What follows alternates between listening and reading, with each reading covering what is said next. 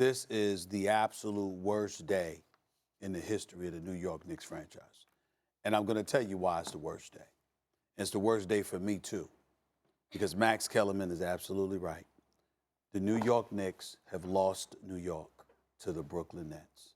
They are no longer the team, the basketball franchise that represents the city. Here's where it gets really, really worse, to just break down some inside stuff. As Max pointed out at the time of the Porzingis trade, which he religiously decried, you have to understand my position, Max, is very, very simple. The New York Knicks let me know. Porzingis and his team came in there. They had a four-minute meeting. He wanted out. He wanted to be gone. And if you didn't let him go, it was going to be problems. And his presence was going to interfere in free agency. Knowing that that was the reality of your situation, you found yourself in a pinch where you know that free agency is pending, that you have marquee free agents to attract, and you want to make sure that you bring those guys on board. Yeah. Now, in the aftermath of all of that, now, in fairness to the Knicks, they religiously still maintain that position and that stance. That is what happened with Kristaps Porzingis. They say anything else that is said is a flat-out lie.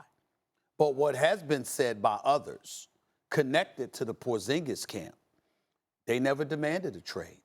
They never said they wanted out. All they wanted to do was meet with Dolan, but the president, Steve Mills, informed them that this is not what Dolan does. I'm running basketball operations. They wanted to have a meeting with Dolan. They did not want to meet with Steve Mills, and then they found out that they were traded.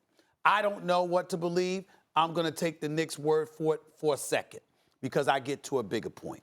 We fast forward to yesterday. You lose out on Kyrie. You lose out on Kevin Durant. If you remember during the finals when I was depressed, I came to the afternoon special in Oakland depressed because I said to you, Kyrie and KD are going to Brooklyn. After being told months earlier they were going to the New York Knicks, right? And then we find out that. Then yesterday, Max Kellerman, while I'm in the midst of my depression, when it is clear, Woj, Ramona, and everybody else, KD going to Brooklyn. Do you know DeAndre Jordan? You know that name? Yeah. Let me The tell Knicks, you former Knicks center? Let me tell you about the former Knicks center, who's now a Brooklyn Net, who Kyrie and KD are going to take less than the max for just to ensure he could get his 4 years, $40 million. Did you know that he's one of KD's best friends? Did you know that him being one of KD's best friends, obviously he's no fan of the Knicks? And why is he not a fan of the Knicks? Because he got acquired by the New York Knicks, according to what he's telling people. He got acquired by the New York Knicks, and then the New York Knicks decided they didn't want to play him because they wanted to play some younger dudes.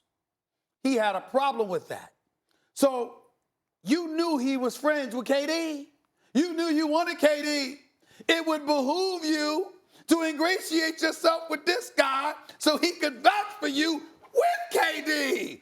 Just logic. I'm just saying, like, I'm not telling you, that part is not inside information. I'm just deducing, logically, I'm deducing.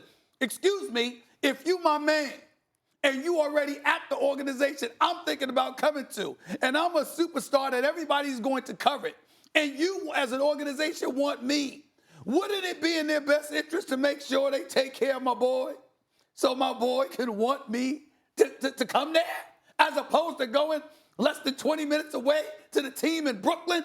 That is the situation. So in closing, here's the bottom line. Jay-Z and them reached out. Come on over, bro. Come on over. Just let it go, Steve. They ain't going. They tried. Give him credit. He's going to be blocking shots and rolling to the rim. Steve Mills, all of those guys, they tried. They were making phone calls, all of this other stuff. But in the end, the biggest point, Molly and Max, I am a black man. There is a black man that is the president of basketball operations for the New York Knicks. There is a black man that is the general manager for the New York Knicks. There is a black man that is the head coach of the New York Knicks. And you didn't even get an interview. This is a devastating day for me personally, and I got to admit to you, as bad as the New York Knicks have been and as disgusted as I have been with them, This is the first day. And mind you, they got better because Julius Randle's a decent player and Bobby Portis can play or whatever. Yep. But what I'm saying is because the stars went to Brooklyn, to me, it's over. I think the injury impacted it. It's over. If KD would have been healthy, then the Nets would have just been even better. He was never going to go to the Knicks. KD at times has seemed thin-skinned and immature to me, although I notice his listen, when you're 18 years old, who's not thin-skinned and immature, we've seen his maturity publicly. And he's a man now, obviously, and it never appeared stupid to me. KD's always seemed sharp.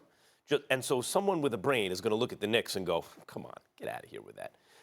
The idea that the Daily News puts Mecca and they show Barclays, it's true. It's over for the Garden. Mecca, I mean, at least Barclays is Medina now, at the very least. But the Garden's never been the Mecca. Like, you got to go and pay your respects from a basketball point of view, not since Clyde Frazier and Willis Reed. I mean, Patrick Ewing and Charles Oakley held it down without a championship. But since then, since Jim Dolan inherited the team from his father, Chuck Dolan, it's been a clown show. It's Jim Dolan's clown show. The way you get top free agents is not simply, let's get the cap space and now everyone will come because it's New York City. Especially now that there's an option in town. Understand the reason the Knicks have they have a captive audience is because they've been the only game in town. The Nets were in Jersey. They were in the ABA, and then they were in Jersey. They're in New York now. I thought LeBron and them would have been smart for them to go to Brooklyn instead of Miami originally.